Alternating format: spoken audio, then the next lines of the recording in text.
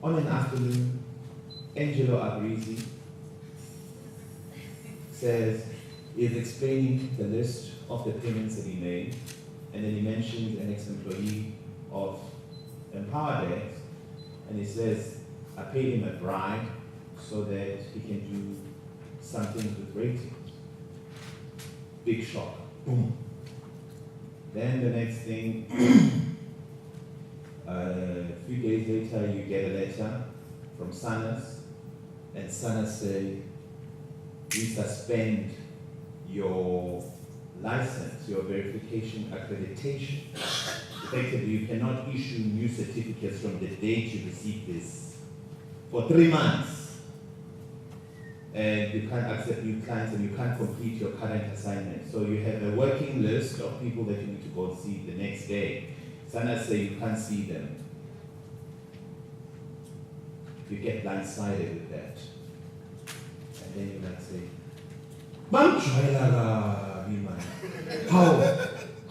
how dare they? They didn't follow their own process themselves. So now I had to do the work. And so this is what I did. I'm disappointed with Sanas because they suspended our accreditation without following proper process that they have set for themselves. This is unfair. So, Vuyo, is it true that you are disappointed with Sanas because they suspended your company's accreditation without following due process? Yes, I am. I am. Because it's unfair. Can you absolutely know that it's true that you are disappointed with Sanas because they suspended Empowered's accreditation without following process, proper process? Yes. What happens when you think of this thought, Vuyo? I'm angry at them because there is some funny thing here. There's political things involved here. So there must be some conspiracy that's taking place here that I don't understand. And it could be other things that I don't understand. And how do you treat them? I actually don't want to engage with them because I'm trying to. So, and when you don't think about them, what happens to you? Oh, we're then able to look and say, okay, how do we respond to this? How do we make sure that we first get to the bottom of the allegations that Abrisi has made? And do you have any problem with the allegations of Abrisi? No, I shouldn't have a problem because he is actually interesting to see what we can find. Because if there is a bribe, we need to find out about it and to see how big the rot could be, and so that we can be able to get to the core of it and deal with it. So I'm not entertaining the thought that Sanas has suspended us. So when I don't think the thought, then I think of alternatives. I need to talk to clients, I need to tell them this is what happened, it is what it is, and we're now going to be having a forensic investigation that is going to deal with the allegations of Abrisi. And then we're going to contact Abrisi's legal firm to be able to say, give us more information because we need to know how long was this happening? How long have you been bribing this person? What ratings are affected so that we can be able to isolate the rot where it possibly could be? And then you think of saying, how do I actually engage with Sanas? What kind of files do they want to be able to see? What are the things? Maybe write a letter to Sanas comparing them to give you reasons, because in the letter they gave you, they didn't say any reason. They just said, we're suspending you for 3 months. So then write a letter, give Sanas an ability to be able to then explain on what grounds you suspended. So is there any thought, any profitable reason to hold on to the thought? I am angry, disappointed with Sanas because they suspended our accreditation. No. Is there a peaceful reason to hold on to the thought? No. Profitable reason? No. Because am I going to fight them and prolong this? No. So let's turn it around. I am not disappointed with Sanas because they suspended our accreditation without following proper process that they have set for themselves. Yo, that's hard. I'm not. What example can I give that I'm not disappointed with Sanas because they suspended our accreditation without following proper process that they have set for themselves?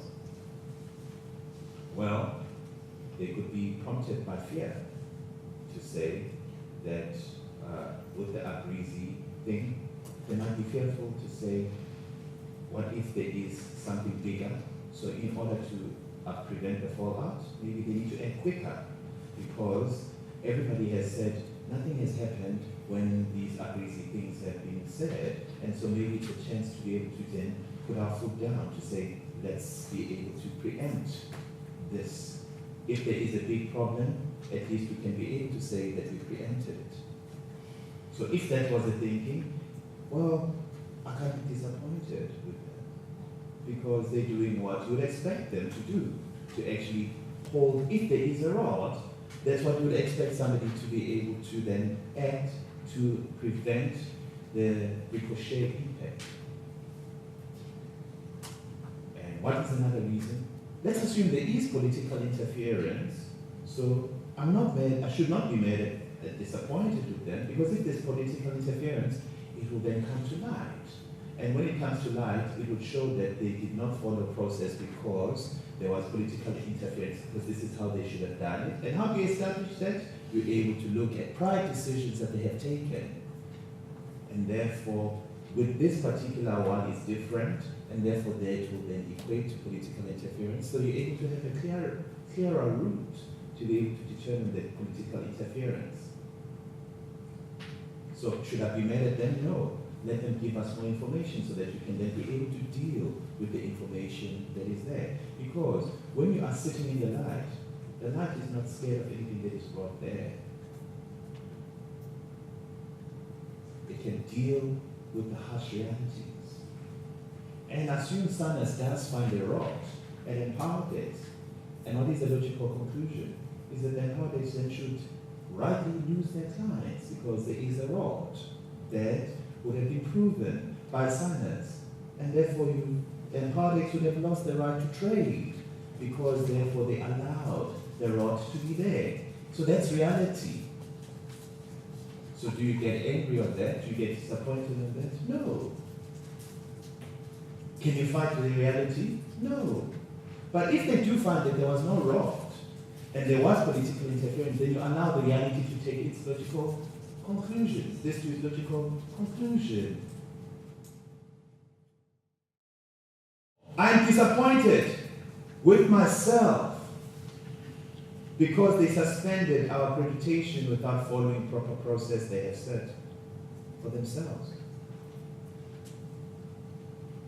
So yes, we are disappointed with ourselves because we're blindsided. There's something in our blind spot that we did not see. We're disappointed in ourselves to be able to say, do we have anti-corruption measures? Because we assume that everybody is ethical. And therefore you don't put the same kind of scrutiny, so you do not have any anti-bribery measures. Yes, we're disappointed with ourselves because of trust that you just assume. The reality is that you just cannot assume certain things. Even if they might seem benign and stupid, put them in. And hence, we're disappointed in ourselves because we did not have that. And this is the triggering impact that it results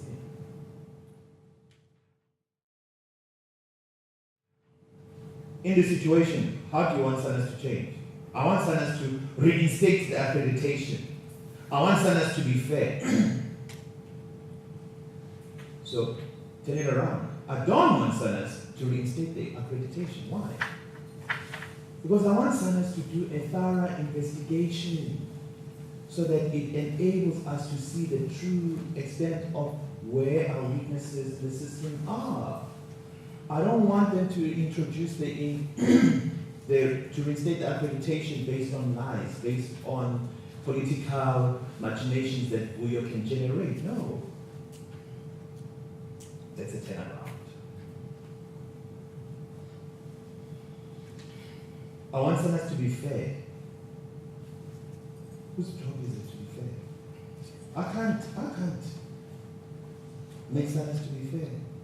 They run their own thing. And I turn around, I want me to reinstate the accreditation. Yes.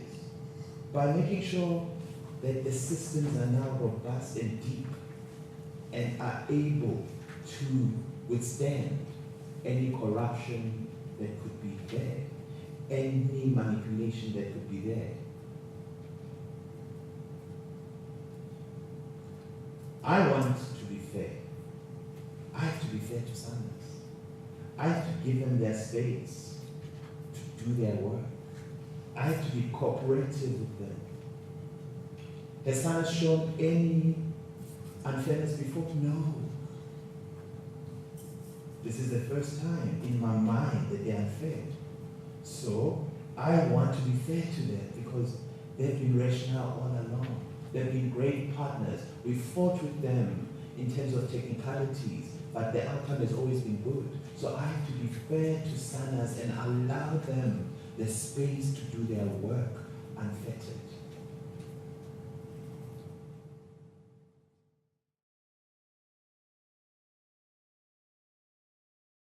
In this situation, what advice would we offer them? Sanders shouldn't kill black business because, you know, when Sanders say, we are suspending you for 3 months, we can't take any new clients. You know, we have costs, we have salaries to pay.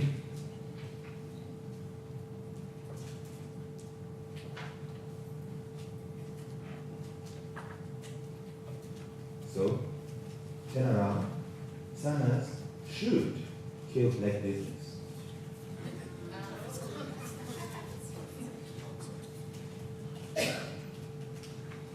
If they think that it's not robust, if they think that the system weaknesses are pervasive,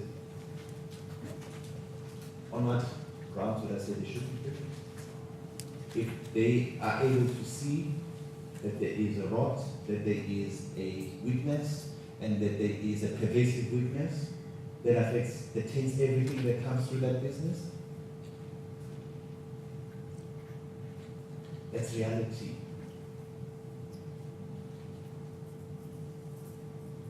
I shouldn't kill black business, Vuyo. You shouldn't kill black business. And how would I kill black business? By not having authenticity. By not dealing with the defects that we have. By not being transparent. We'll be killing black business. By not taking accountability for our systems. Because at the end of the day, accountability of our systems ends with us, the board.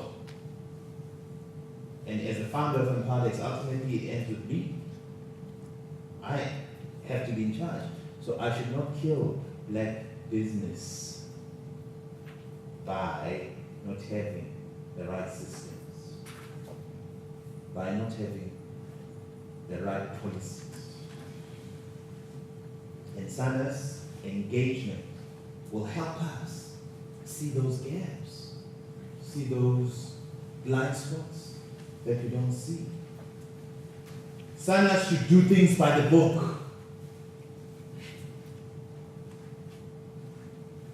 I should do things by the book. So Empowerdex should do things by the book. So we need to be able to say, where is it that Empowerdex didn't do things by the book?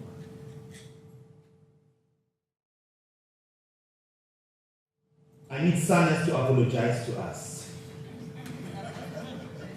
Because of all this negative publicity.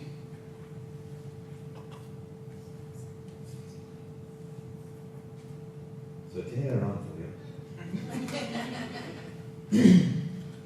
I need to apologize. I need to apologize to Sanders. Why?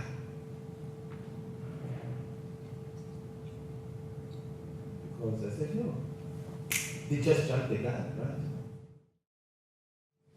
I need Sanders to know we are the SIMBAs of transformation. Turn it around for you. I need us to know that we are SIMBAs of transformation.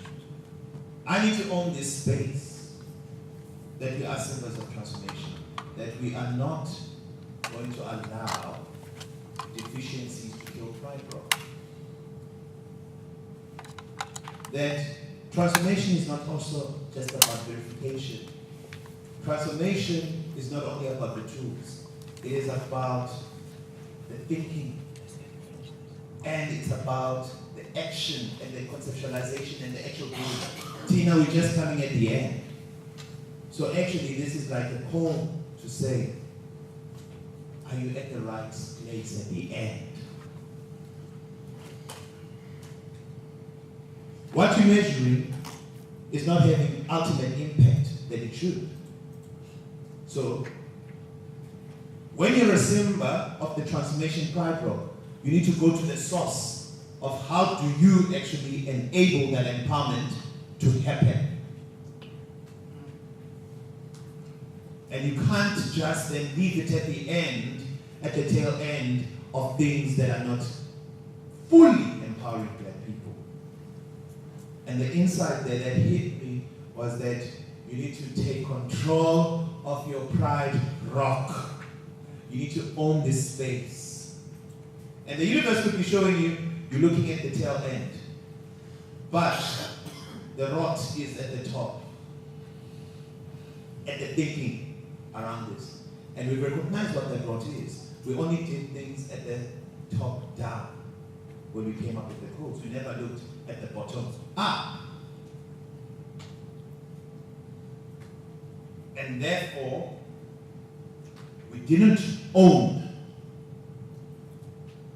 the PRIDEROCK of transformation. We created a tree, a lot of fruits came, and we allowed other people to come and shake the fruit and not give it to Black people.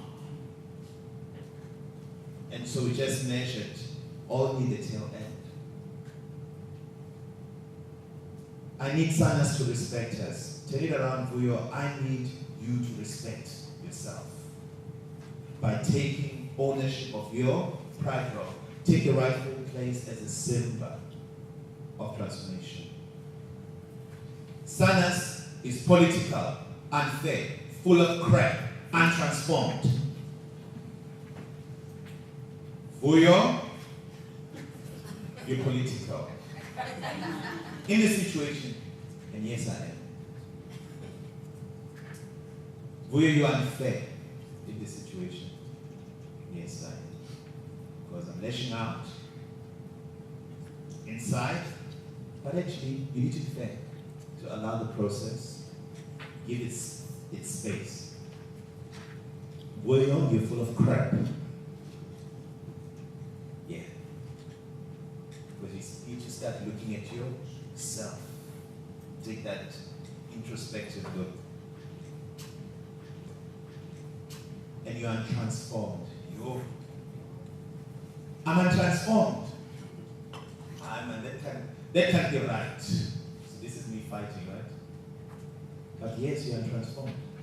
Because you've been able to look at things from limited point of views at times.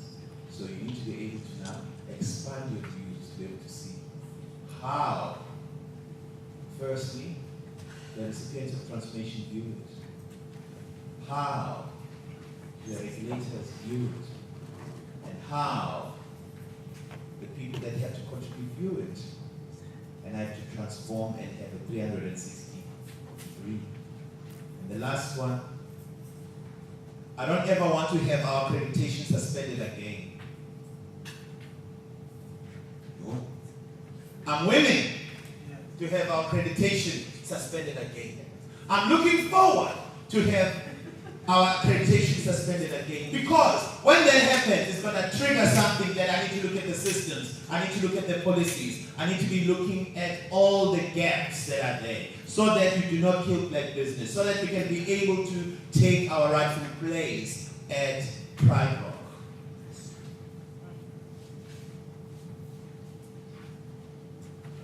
This is how hard the work is. And no one is exempt. What is there to fear?